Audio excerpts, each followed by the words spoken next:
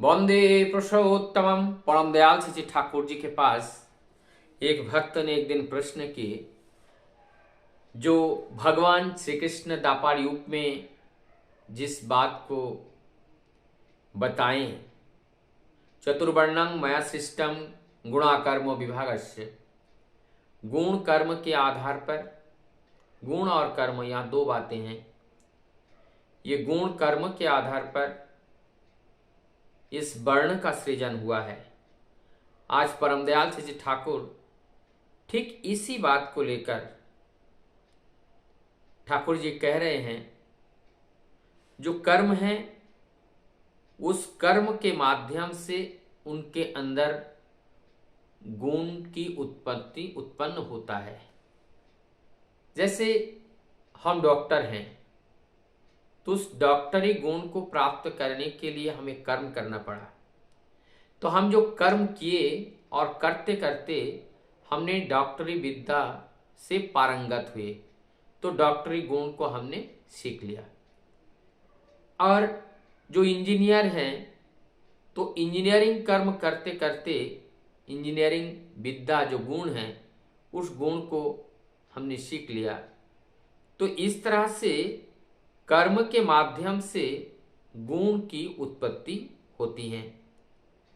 और ये गुण कहाँ से उत्पन्न होता है, जन्म कहाँ से होती हैं? ये ज्ञान से होती हैं। अगर हमारे अंदर ज्ञान नहीं है कि ये किस तरह से करना है, तो हम उस कार्य को सीख नहीं पाएंगे तो हमारे अंदर वो विद्या या वो गुण डेवलप नहीं होगा। चाहे वो डॉक्टरी विद्या हो या विद्या कहो या गुण कहो, चाहे इंजीनियरिंग विद्या हो, चाहे ड्राइविंग हो, चाहे XYZ कुछ भी हो, हमें ज्ञान की बड़ी आवश्यकता है। जब तक ज्ञान नहीं होते हैं तब तक हम उस ज्ञान को, उस विद्या को अर्जित नहीं कर पाते हैं। तो ज्ञान होना हमारे जीवन में बहुत ही आवश्यकता है, और ज्ञान से ही जन्म होता है हमारी उस गुण का।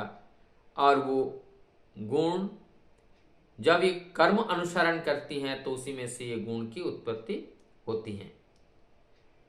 तो जो जो कर्म करने से जो जो ज्ञान हमें उत्पन्न हुआ, और हम धीरे धीरे उसी गुण के आधार पर हम उसी के अधिकारी बनते गए। और ये भी एक तरीके का धारावाहिक तरह से इस गुण के अधिकारी हम लोग होते जाते हैं। जैसे हम लोग देखते हैं कि हम सुबह से शाम तक बहुत से कार्य करते हैं, और वो सारे कार्य कोई ना कोई डिपार्टमेंट के साथ जुड़ा हुआ है। सुबह उठ के हम ब्रश करते हैं, साफ सफाई करते हैं, शौच कार्य करते हैं, तो ये कार्य भी कहीं ना कहीं जुड़ा हुआ है। दैनंदिन हमारे जीवनचर्या के रास्ते पर जो भी कार्य आते हैं, ये सब कार्य मनुष्य जीवन में जरूरत होते हैं।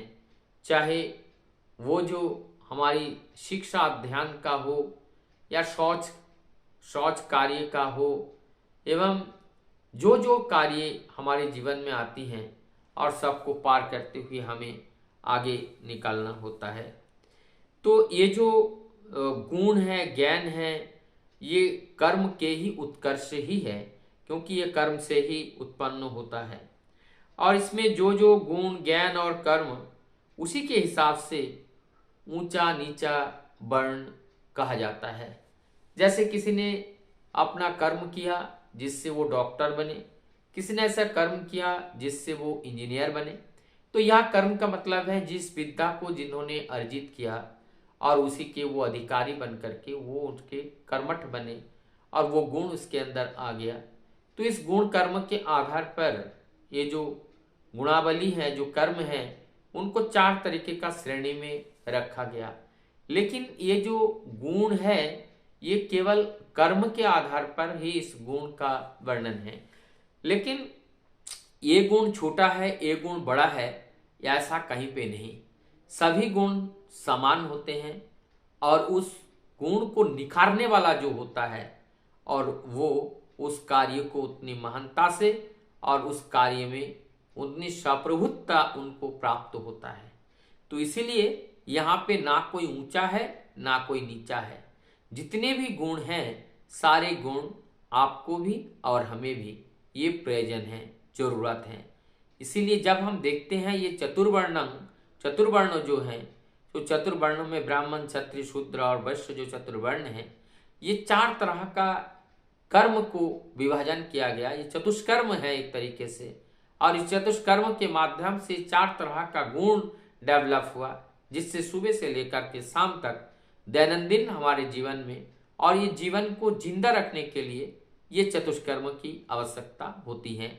इसीलिए ये जो गुण कर्म के आधार पर इस 4 कर्म को बताया गया, और जब हम ये 4 कार्य, चारों कर्म प्रत्येक व्यक्ति के जीवन में प्रत्येक दिन जरूरत होते हैं, और वो 4 कर्म प्रत्येक दिन वो स्वयं करते हैं, और ये जब करके चलते हैं, इसी के अंदर ही हमारा ये जो 4 वर्ण ब्राह्मण, क्षत्रिय, शूद्र, वैश्य, मैं जब सुबह उठ करके क्या करता हूँ, अध्यापना करता हूँ, तो जो याजन करता हूँ, ग्रहण करता हूँ, प्रतिग्रह करता हूँ, तो ये सारे जब कार्य हम करेंगे तो ये जो हम ये ब्राह्मणिक कल्चर है, तो इस ब्राह्मणिक कल्चर को हम कर रहे हैं। और जब हम अपने शरीर की, अपने देह की, इसकी रक्षा के लिए एवं जो दुर्बलताएं प्रवेश कर रही हैं, उस दुर्बलताओं को नाश करने के लिए जो शक्ति है वो हमारे क्षत्रिय शक्ति होते हैं।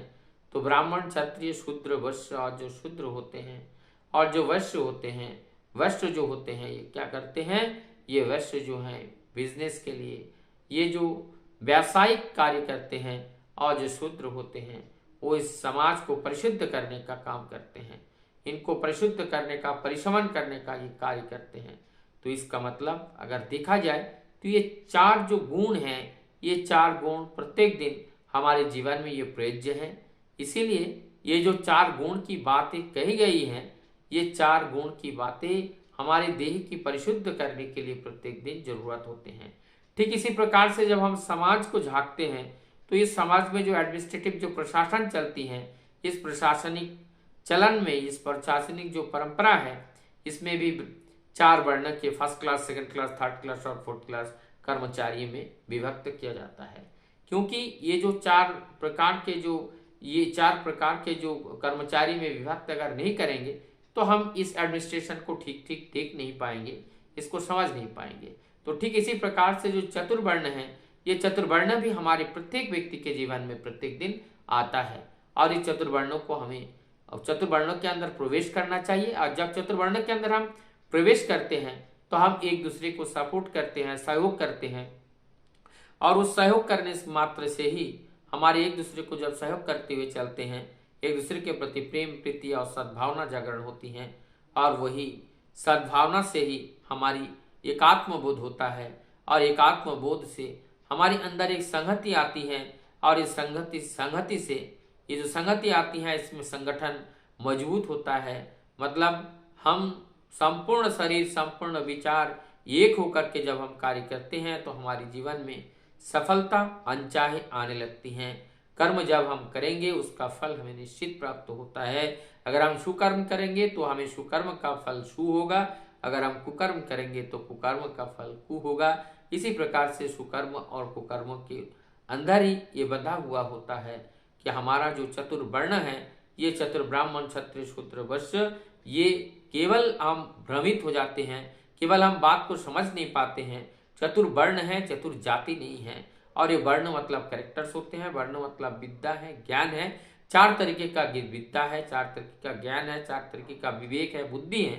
तो ये चतुर्थ बुद्धि के माध्यम से हम अपने जीवन को सुंदर बना सकते हैं, और हमारे परिवार को भी, हमारे समाज को भी, और राष्ट्र की, और पुनः परम उसी के परम विद्याल के अनुरूप एक उनके स्वप्न का जो दुनिया है, उस दुनिया हम लोग स्थापित कर सकते हैं। लेकिन ये तब संभव है जब हमारे जीवन में ठाकुर को मुख्य रूप पे रखकर, प्रियोरिटी में रखकर जब हम चलते हैं, हमारा जीवन अति सहज हो जाते हैं, कहीं पे कोई असुविधा नहीं होते हैं, क्योंकि वो हमारे परम पिता है। वो उनके संतान के लिए सदैव करते रहते हैं, केवल वो करते रहते हैं। इस अनुभूति को प्राप्त करने के लिए उनको अनुसरण करना चाहिए, उनके शरण में आना चाहिए, और उनकी जो पसंद करते हैं उस तरीके का आचरण में भी बदलाव लाकर हमें एक मनुष्य की ओर जाना चाहिए, जिससे हम मानव से एक महामानव की यात्रा शुरू हो जाती है। और वो केवल संभव है जब हम ऐसे महापुरुष और जो हमारी जो सनातनी परंपरा को लेकर आगे बढ़ने वाले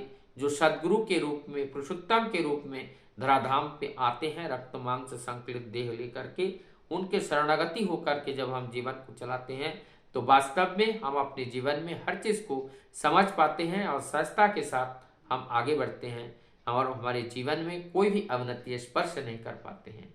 मैं सबको पुनः जय गुरु के साथ और परम पिता के चरण में सबके मंगल प्रार्थना करते हुए आज का वीडियो मैं यहीं समाप्त करता हूँ।